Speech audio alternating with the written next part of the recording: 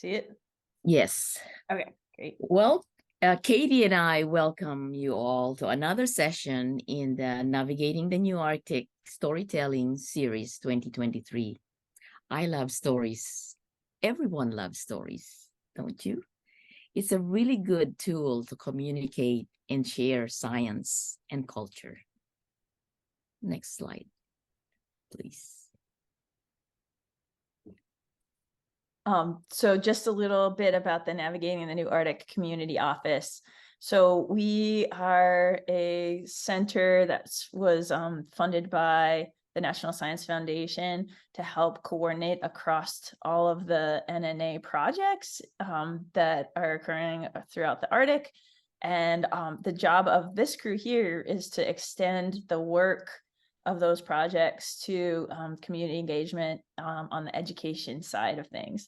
And so that's why we're hosting this storytelling series to help build people's toolboxes on ways to engage in meaningful and personally and culturally fulfilling ways. So if you, we have the website, it's nna.co.org or nna-co.org. Is our website. So if you want to learn more about our office, you can head there. And Elena's going to take it from here. So we, the members of the NNA Community Office, reside and work on ancestral and unceded lands of Indigenous peoples. We acknowledge, respect, and are very grateful to them for their long-term relationships to and care for the land and water. We are committed to working with them in their efforts towards sovereignty and self-determination. Next slide, please. And this work has been done. We're going to share a couple of examples from our own research. One is a berry project, and then another is a river and lake ice project. And we're going to demonstrate how we've been using storytelling in those projects to more deeply connect the science to people's personal lives and culture. And this is just a snapshot of all the people who have helped develop these methods and projects through time. A special shout out to Sarah Stanley in the English department for really making us think more about storytelling, and Doug Cost in the education department for helping us really think about how to do it. And then Association of Interior Native Educators, you can see State Representative Dybert here and Nicole James, Melinda Chase. They have also really been working on ways to make sure that traditional and Indigenous stories are at the center and precede the science. So storytelling is a very good way for intergenerational learning. The elders at the science camp wanted youth to be there, and the youth were very eager and hungry to listen to the elders on their stories on climate change, their observations, their knowledge and connections with the land. And they, through these stories, they really felt heartened and encouraged to do the work in climate change. Next slide, please. So another thing that stories does is it cultivates and sustains culture. When there is the trauma of colonization in our education system, and how can we overcome this, and how can we elevate the voices throughout in projects, in programs. And so when I told the students from Quitlock that they have been chosen to present their project to their peers at an international conference, their first question was, can we share who we are? And I said, of course you can. And they presented by writing a story and a song about their project, the erosion project, which to them, loss of land is loss of heritage. And so we'll just play a short clip of this story that they told. Oh, we won't have time. I think we do have time, but Okay. I wanted to I'll get get the, out of the. yeah. For some reason, the Google Slides wasn't letting me escape. Oh, there we go. Okay. Sorry. I should have this pulled up ahead of time, Elena.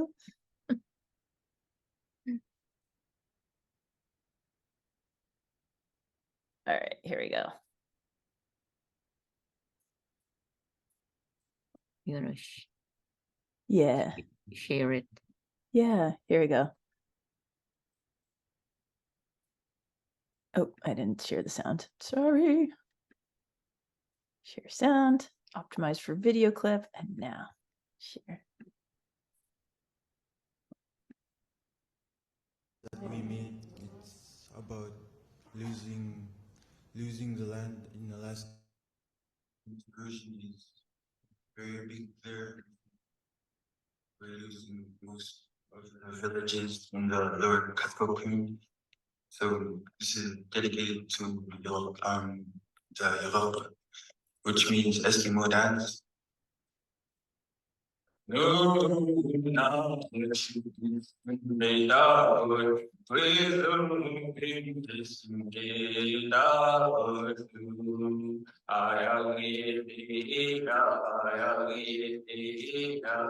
no,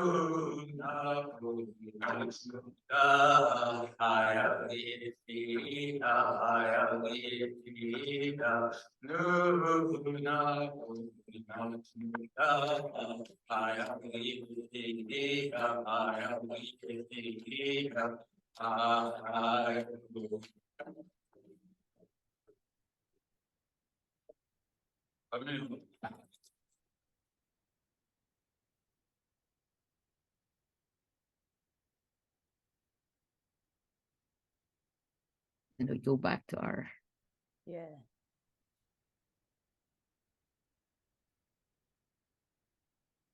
So that was one mode of story sharing that the kids wanted to do themselves. So And also, and it is really part of their culture and daily activity, weekly activities, even at school, that they do dance to stories. okay. Here. So the next method, so Elena's laid the groundwork of why start with community and personal stories. And so we asked this question in one of our projects. Like, we all intuitively know, if you're an educator, right, you intuitively know that starting with people's personal concerns and motivations helps seal learning better. And we actually did a empirical study of this in our Winterberry Citizen Science Project. So I am a plant ecologist and an education researcher, and on my plant ecology side, I study berries in Alaska.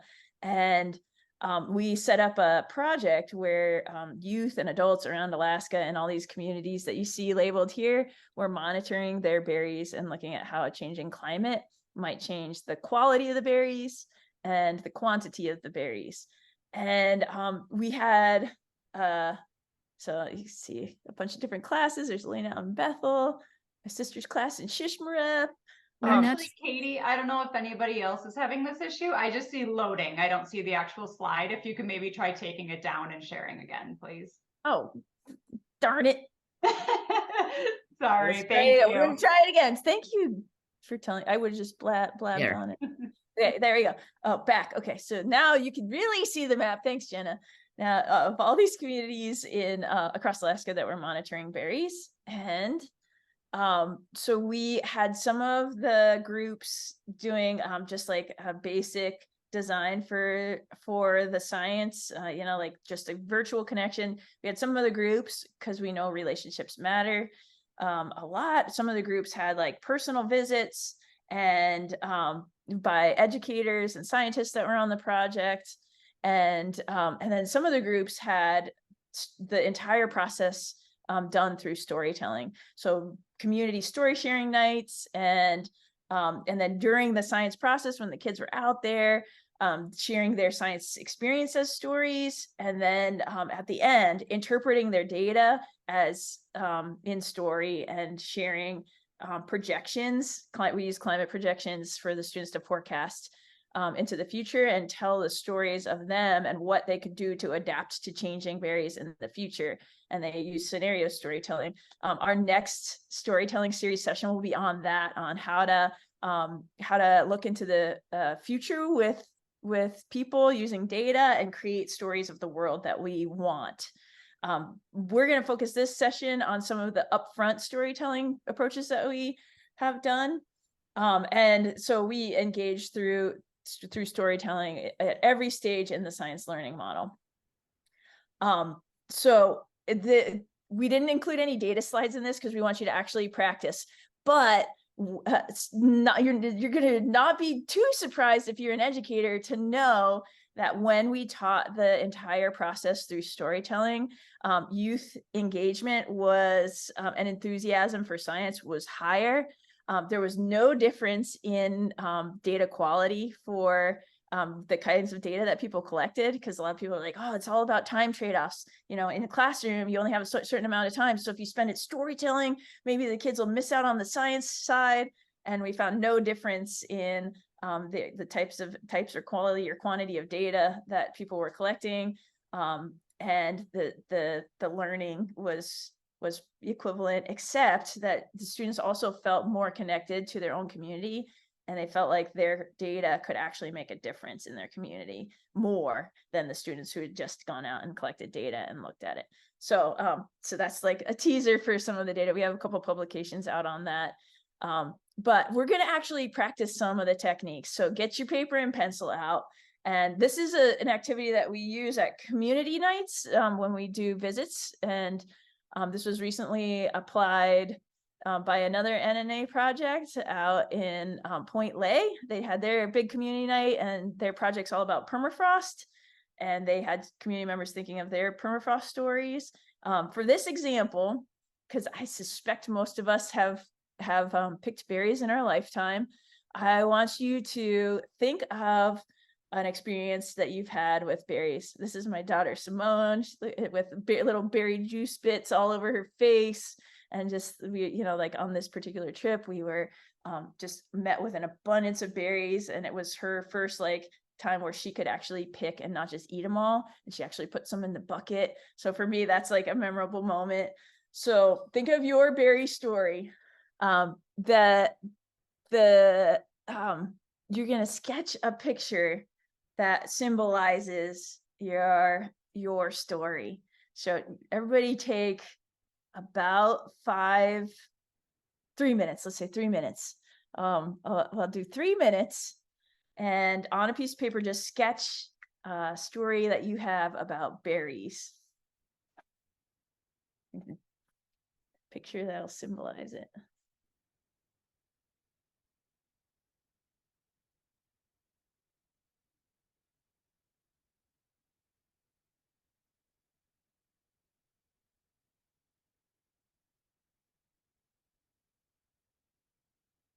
You've never been Zoom bombed before, Elise. This is fascinating.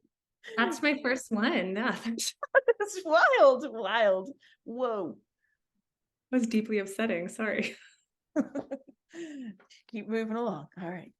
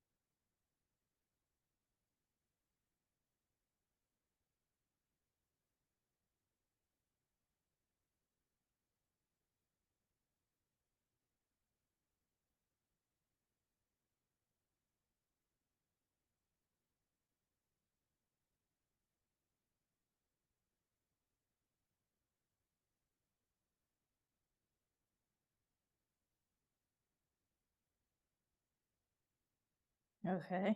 I'm seeing a couple people's eyes.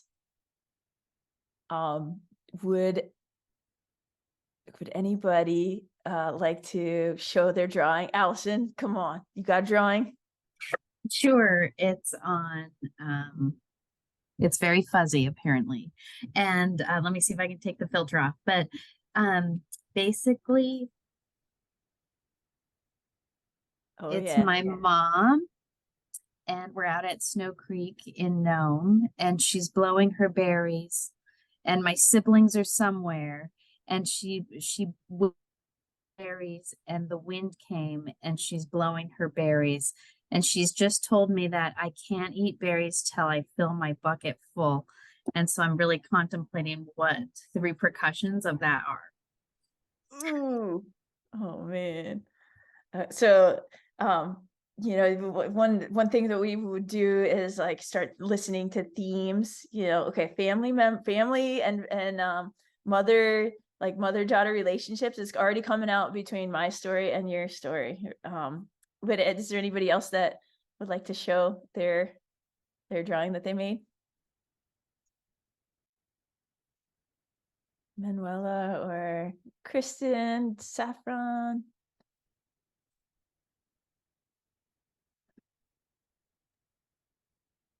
Why not? Come on, Rami. I'm not sure how the light will be. All right. What we got? Ooh, beautiful drawing. All right. Tell us a little bit about your story. I see the word bear real big. I see some black spruce trees. Well, it's just one of those times when you are feeling so abundant with your patch and your stories are picking berries and they're so fat and you're in such great company and it's such a beautiful day and you're so attentive to the moment and then you forget where you are and what you're doing. Bear. Yeah. Totally. That's another strong theme that comes out in the stories is just like the feeling of when you're out there. Like we've done this activity with berries in 40 different communities, and like that's a strong theme of just like the feeling of just being there, and this what it does to your spirit. And then encounters with wildlife is another huge theme that comes out, like, oh shoot, somebody's not watching. And I drew a second story of mine. We were out berry picking in a birch forest when I was little, and my mom stepped on a bee's nest that was in the ground, and like just like ah! And I was so scared. I thought my mom was gonna die. Like encounters with wildlife that are like, yeah. Any other people want to share theirs? Thanks, Manuela. If you could unmute. Oh, I see some. Would you unmute and explain what?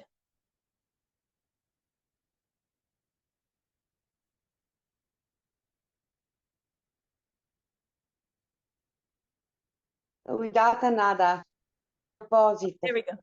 Deposit thing. Okay, thank you. Goodbye. Awesome. Thank you. Bye. Awesome. Yeah.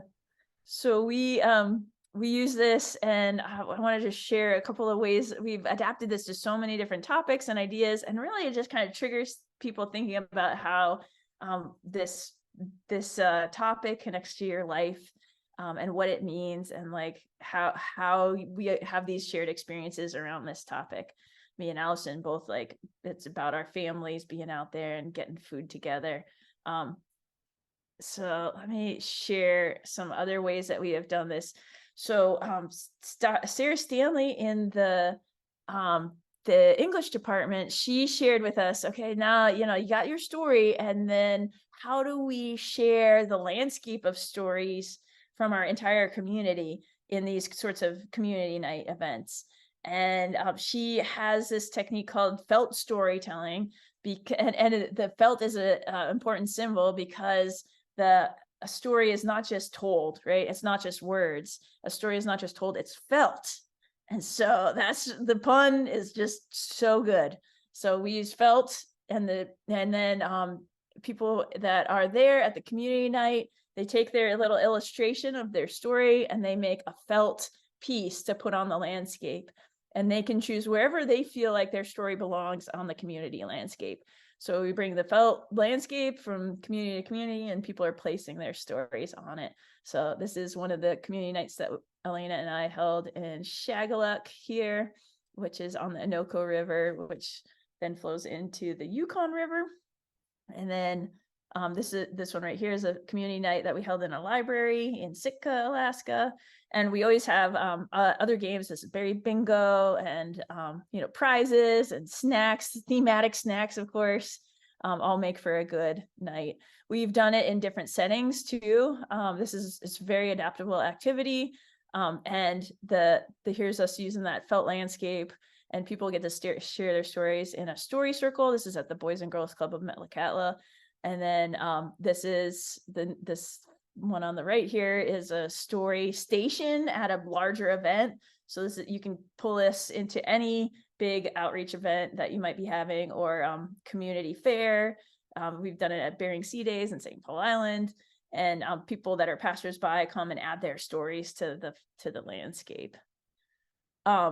We've adapted this to every topic too. So this is a community story night that we did with our ice project, and people were just adding their stories onto butcher paper. You don't have to do the felt, made one big collective mural, and they had this hanging in their cafeteria for the entire year, and people added stories. We've also explored different ways of archiving the stories, and this requires special permission, of course, and the IRB once you start recording information. But we used a 360 camera and took pictures of the actual field sites that the students were working in, and then they placed their community stories, both youth and adults, placed it in a digital landscape, and then these are housed on our website. So you could click on any one of these buttons in the interface and then hear the stories that people have offered about their experiences with berries. So yeah, we have a couple of resources. If you think that this is an interesting approach, then you could use our resources here, and I'll leave these for the record. And actually, I'm going to cut and paste them into the chat right now if you're interested. These are the lesson plans for this.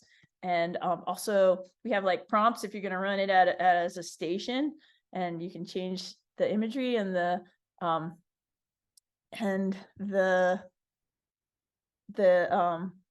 topics to whatever suits you. But feel free to borrow these resources on the Winterberry Berry Stories, Community Berry Stories site. There's the station prompts ready for you to download and edit as you want.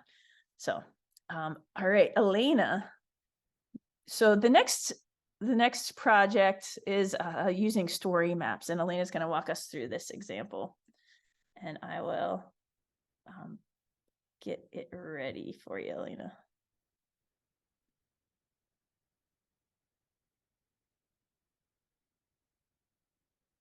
I don't know why it's not showing immediately. I keep saying that my screen sharing is paused, but it's obviously not. Share. Okay. There you go. Can you unmute also, Elena? So this is about the Alaska Arctic Observatory Knowledge Hub, or AAOKH, led by Dr. Donna Hauser, where stories of community-based observations of Alaska coastal change are being shared by community observers. Roberta Turak Glenn from Utqiagvik will be sharing a story map that she developed. She has a master's degree in geoscience from UAF and the AAOKH project coordinator. So she developed this story map that combines video clips, photos, and narrative observations by community observers who are partners in the Alaska Arctic Observatory Knowledge Hub. And we have a little clip to play for you. And Roberta was going to come in person today, but she ended up having to travel to Utqiagvik. So this is the clip that she has approved for sharing today. Thank you, Donna. Paglagipsi, uvangaturok, nalog miutun Roberta Glenn, utkelvig miugurunga, akaga ikalin akbik apaga savik Glenn, ilisaktunga University of Alaska Fairbanks me. Hi everyone, my name is Roberta Turok Glenn. I'm from Utqiagvik. My mom is Ikalin Ukbik and my dad is Richard Savik Glenn. And I'm a recent graduate of the University of Alaska Fairbanks. And my thesis was on documenting coastal change and community-based observations in Alaska communities. And so as part of my project, I wanted to develop relevant data products which adequately communicate and support local priorities, so the priorities of Alaska Native communities. And so I worked with AOK. I had the opportunity to work with AOK and the observers, and my deliverable for my thesis for AOK was to develop an online ArcGIS story map. And so I wanted to start with an example of observations in the AOK database. This is an observation from Billy Adams in Utqiagvik from January 2020. Billy sends his full text observations with photos via email. And that's what's shown at the top here under transcript. But you can see down below, we've coded some of what he mentions into the database.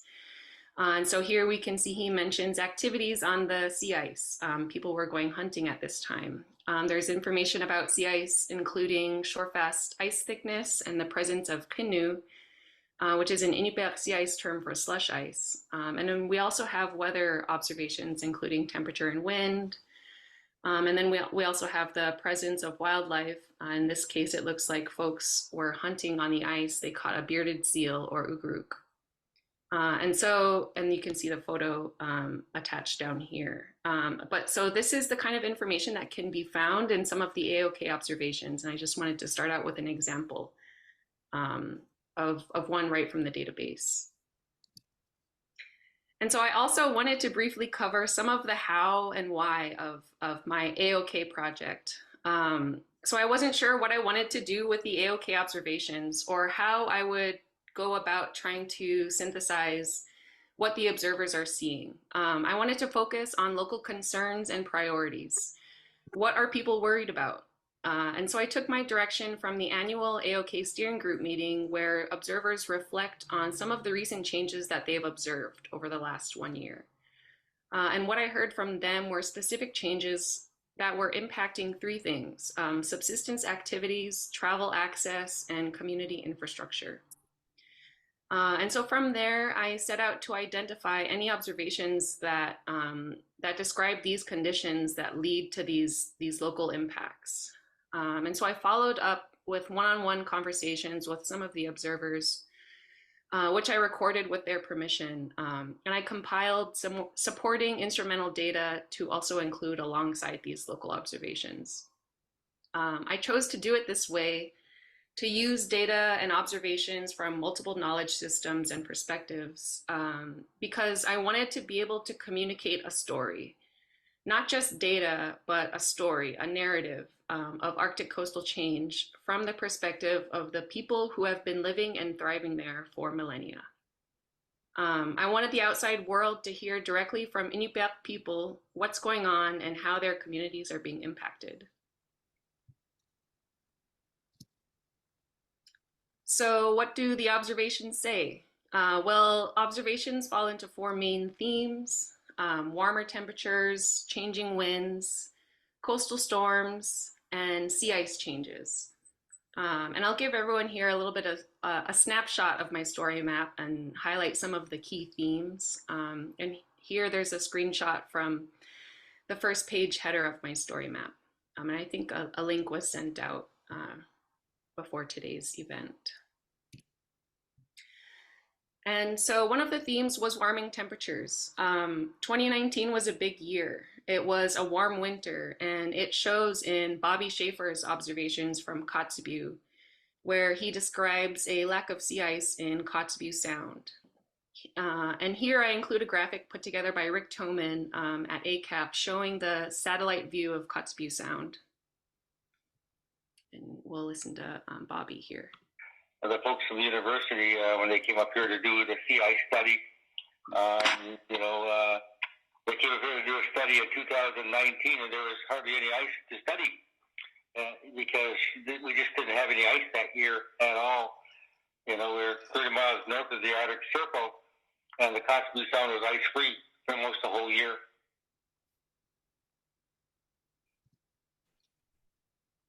And so another theme was changing winds. And here's an example from Kaktovik where Carla Sims-Coyote describes strong winds inhibiting snow accumulation, making travel access difficult in the winter. Our tundras have been pretty bare. We'll have a thin layer of snow out on the tundra, but we're still seeing a lot of the grass and the brush from the tundra. It's especially real bad up in the mountains for the hunters. It makes it real hard for them on machines. Sometimes makes it pretty costly for them, especially when they're going up to hunt the sheep. And so another key theme was coastal storms, flooding, and erosion. Observers in every community have reported, in each AOK community, have reported coastal storm impacts. Coastal storms, flooding, and erosion impact critical community infrastructure, as well as important cultural use sites. And here, Billy Adams describes erosion in recent years impacting Utqvarvik. I think the biggest concern is just like we just talked about the erosion is taking our livelihood in front of our eyes, you know. I don't like to think that way we're still gonna be here and we're gonna live with it and go on and living our happy lives swinging there. And Roberta goes on to give more examples from her AOK information. If you would like to watch this whole 40-minute seminar that Roberta's given, I'll post the link in the chat, but also her story map itself is beautiful.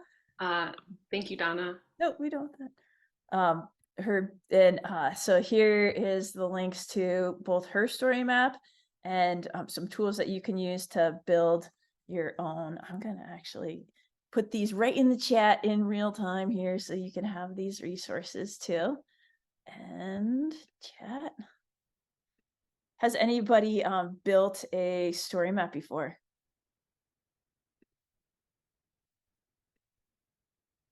There's the resources for the story map, and here's the ArcGIS map that she made. So very, very cool. So we're going to do one more hands-on activity here that Elena and I have been doing, man, for 7 years, Elena. And it kind of ties together scientific perspectives and also personal stories in a really nice way. So let me just check. Oh, thank you, Elise, for posting the story map links here. So this map, Elaine, do you want to kind of describe anything about like where this came from, or you want me to go for it? Okay. So we've used this in so many different contexts. We've used this as a way to start getting people to think about climate change in general. So actually, Kristen Reese, who's in my class right now, has just done this activity in my class of you pick a place that you know well and share the changes that you've noticed in that place. We have used it for kindergartners, and they just think about change in a single season. And we've used it with every age from kindergarten to elder, to people that are in their 80s and 90s. And it's one of our favorite methods for sparking conversation and storytelling on climate change topics. Elena, it looks like you have an idea. Yeah. Yeah, it's really a good way of making that personal relationship to the topic that you're studying. And so for us, it was, climate change. And so how do we make, especially for people who think that they may not be related, that climate change is not affecting them. And as they reflect through mapping their personal stories, they realize that they do have a personal relationship, and they probably need to do something about it. Yeah. It also helps bring up the conversation of like, is this climate or is this weather? We always end up having that conversation because it's like, oh, well, this year there was a lot of algae in our lake. And then you're like, huh, is that a climate or weather? And like just starting that conversation, it's been really effective. And all right, so we're gonna try it. You're gonna need your paper and pencil again. And this time we're gonna focus on ice, because this was one of our NNA projects is called Fresh Eyes on Ice. And so you can adapt this to any topic: permafrost, ice, berries, whatever, you name it, fish. And you're going to draw a map of a water body that you have a really strong connection to. So this is Beverly. She is an ice observer in Bethel, and she shared this map with us of changes that she's noticed. So she drew a picture of the Yukon River by her community, and then I want you to draw the changes that you have observed in the winter season in that water body. So for an example, before we start our own, I'm going to give two examples. Beverly has noticed that the dog mushing races, the Kuskokwim 300 and the Cusco Ice Classic was as a betting game. But the Kuskokwim 300 has had to change its route and its timing over the years. And that's the change that she's noticed since she's lived there. The river's taking longer to freeze, earlier breakup. Bethel search and rescues have been way more busy now than it was in the past, because people are falling through the ice more than they have in the past. So you kind of get the idea there. And then this is our friend Toru Saito. He skis the lake here on campus all the time, and he has had some experiences watching it over the past 30 years that he's been skiing here. He's noticed that there's new areas where it's slushier than it was in the past. There's the ski trail that goes across the lake, and he's noted changes in slush. He's also noted thinner ice and more methane bubbles coming up and causing the ice to have holes in it in places that it wasn't in the past. So that's another example. Oh, and the beaver dam that was there now that it wasn't in the past, and that's affecting the ice thickness also. So those are two examples. All right, so everybody's gonna we'll do 4 minutes this time to draw our own map. I'll go back to the instruction page. Draw your own map of a water body you have a strong connection to, and the changes you've observed in the winter season there. All right, ready? Draw.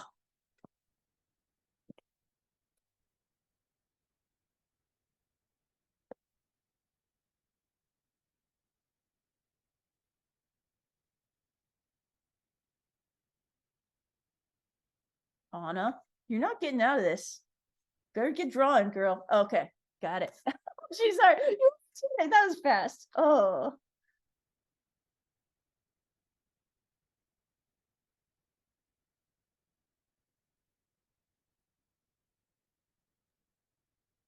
I've drawn this, but I drew it before I read the prompt that it was supposed to be in the winter season. Mine is in the spring.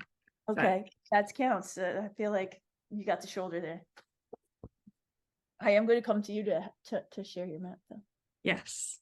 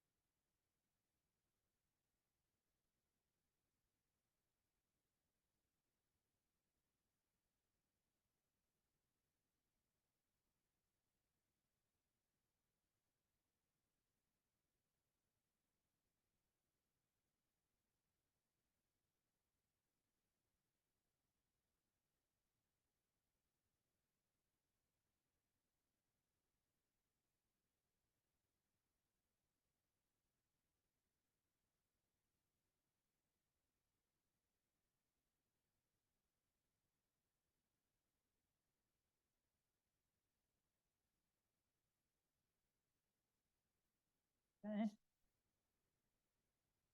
See people's eyes. Excellent. All right, coming to you, Anna, since you were so far ahead of us all. What's your map look like? I'm gonna spotlight you. Yeah, there's my one. That's my other drawing. It's a drawing. I'm in Boulder, and we do a lot of boating, and it used to be that the Rocky Mountains are pretty predictable in the snow, the runoff, and we now have these huge snow years, and then we have drought years. So you can see here, this year we had like lots of people in the runoff, crazy boating experience where people were all boats were flipping and things like that, or we have times when we can't even go on the river. So that's the snow impact that we see here a lot. I like that. Recreation came out as a theme, changing patterns in recreation. Anybody else want to share their map that they've drawn?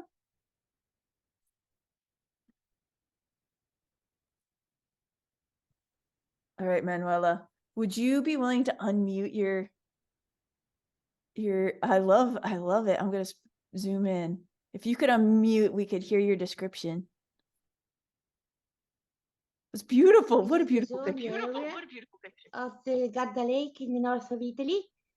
And we have mountains, the lake, and the Fiume, and the river Adige. And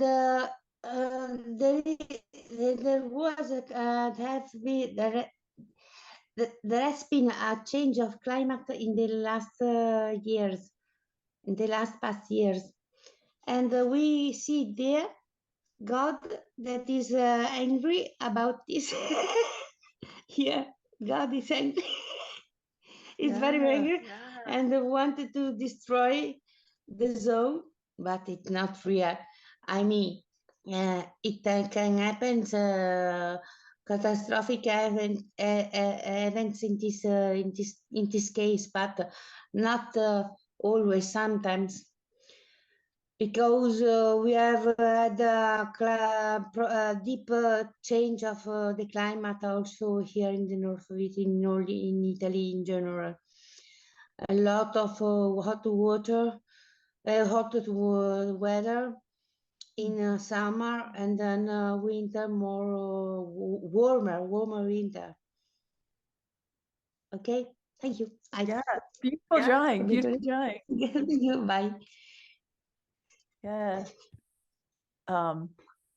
So I've seen some warmer weather causing these extreme events. That seems like a pattern between Anna's and Manuela's.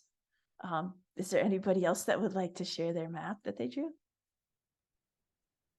Hi, everybody, I'll share my map of the coastline of Nome, Alaska.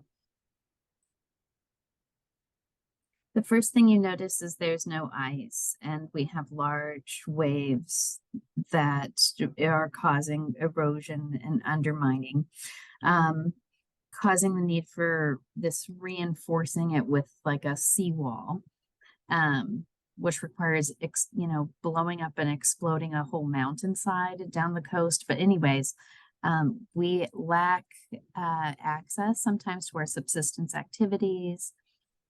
And it's even changed our travel across the Bering Sea, which used to freeze over when I was a child. Now that I'm 45, it doesn't anymore. It's crazy town. And then there's more abandoned buildings, and it's affecting the all of our activities in our town, and our infrastructure has required a lot of work. And just as I'm trying to explain this, I can feel so much emotion bubbling up, right? Just in the story. So thank you, Masi. So it's interesting that you say that, Allison. Like, so one of our collaborators, Melinda Chase, she works for the Tribal Resilience Learning Network here at UAF. And she also has these maps bring up emotions. And the last time we did this activity, she had us all name the emotions that it brought up as just a whole nother layer. Yeah, there's sadness associated with it, and there's also like determination. And yeah, we heard Billy Adams in the example that Roberta shared too. He's like saying like, I don't, we're gonna think like that we're persistent people, but you can't deny the emotions that show up. That's true. I'd like to focus on the curiosity that it brings. Thanks so much, Katie. It's a meaningful exercise. Yeah. We have used this in a lot of different ways. It's, you've noticed that in both of the activities, it like involves kind of a quick sketch. And we have found that to be a really approachable way, because like if anybody asks me, hey, could you write out a story or could you record a story? It's like a lot more effort and the initiation energy, And so these like quick sketch approaches, they've been really easy for us to implement too, like just on the practical side, but with just as much depth as if you might ask people to do something more intensive. We've also used the maps. We usually we'll have people share their stories in small groups, because it is hard to do it in a big group setting. So let's say we're in a workshop and we've used this in co-production projects also, where it's like, okay, scientists don't want to come in and say like, this is what we're studying, but also like they want to focus on an issue surrounding ice, for example. And so we'll get in groups. We'll each draw our maps of changes that we've noticed that are, to highlight those that are important. And then people will come up with themes across their maps to look at like shared concerns. And then that kind of then motivates the next step of like, okay, here's our shared concerns. And our maps have shown us the locations of our shared concerns and what the shared concerns are. And then the next step is to like co-develop some research questions based on those shared concerns. So like it's a really great first step in a co-production project. Yeah, Elena, do you have anything to add? No, it's actually a really good outlet, for explaining the emotions, and also gives time to reflect on, okay, I am feeling very sad and discouraged, but are there other venues? And then of course the stories from the elders always gives me encouragement that they have adapted for so many centuries before and continue to do so. And so we can do this. We all just need to work together. As one of the second chief Trimble told us and said, we all need to work together on the challenges that we face. So storytelling is a good way. If you are interested in using this, we've written up lesson plans on how to implement it. The Google Drive one is a link to the ICE version of this, but you can turn it into anything. And then the second link there, the Arctic Inner Science one, is just like general climate change version of this lesson plan. And yeah. So, ooh. And Garland, you want our slides? Okay, yes, definitely. So let me get back to our slide deck so me and Elena can keep organized here. We'll go back to the slideshow. Oh, that weird Safari thing did that again. Okay. Share. Okay, there we go. So that I shared those resources. We are happy to share any more ideas with you. And here's our websites and our contact information. And we're going to continue this storytelling discussion next month at our Connect and Learn series through the Navigating the New Arctic Community Office. And I would love to use the rest of our time to kind of brainstorm other methods that you have all used and might be interested in sharing in how to facilitate community storytelling within projects on the Arctic. So the next session is on October 19th. You can register using the QR code that Elise put on there. Thank you, Elise. We'll be talking about how to translate data into stories and imagine futures based on projections, and like also like what our agency is in changing that future to create the future that we desire as communities. So that's our next session on October 19th. And then if you have the inclination, we appreciate your feedback on these sessions so that we can continue to improve. And this is the QR code here for filling out our session evaluation today. So I'll leave that up for a second so you can QR code it. I'm going to QR code it myself.